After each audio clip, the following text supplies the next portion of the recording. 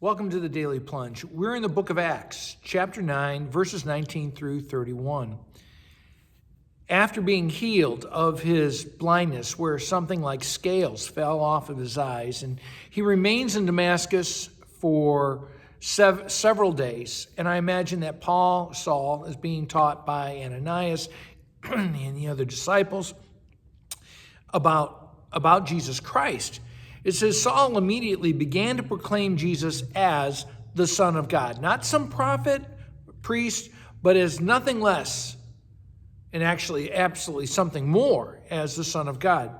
And people respond by saying, isn't this the man? Isn't this the same guy that was causing havoc among those who believed in Jesus Christ? Isn't this a guy who was breathing out murderous threats and wanting to take people prisoners back to Jerusalem to have them tortured and punished? And I want you to think about, how does God use your broken and ugly past for his glory? What we see is that Saul leaned into his brokenness, and he's leaned into his redemption. And the more he accepted his brokenness and his redemption, the more powerful he became. He became more and more powerful because he was so soaked into the grace of God. But there is a conspiracy that arises to kill Saul because he's such a powerful preacher. And they're threatened by his preaching that Jesus Christ is the Son of God. And so these Jewish opponents want to kill him, and he's lowered in a basket in the middle of the night, and off he goes. Goes off to the next town, and where he came to Jerusalem. And he tried to join the disciples, but they were afraid of him, not believing that he really had changed.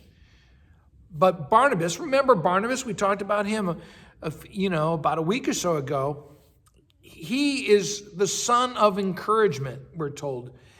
And he comes alongside Saul, and he sees what God is doing in Saul. And so Saul continues to preach.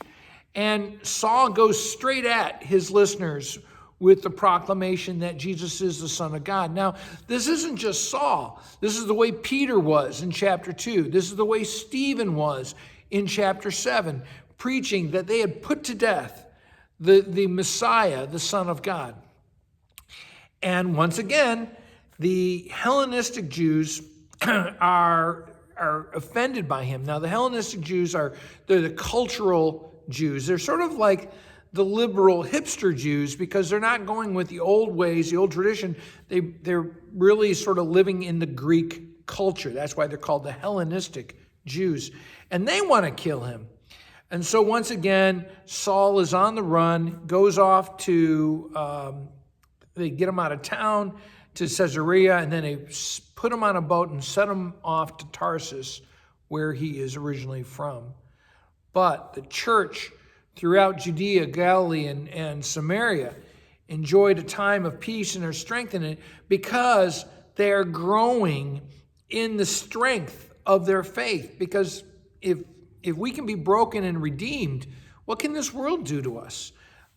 And so they're living in the fear of the Lord, respect and awe of the Lord, and encouraged. And really the word there is the same as paraclete. The Holy Spirit has their back and is growing them in faith. Well, thanks, friends. I would just continue to encourage you to ask, how does God use my ugly past for his glory? Have a blessed day.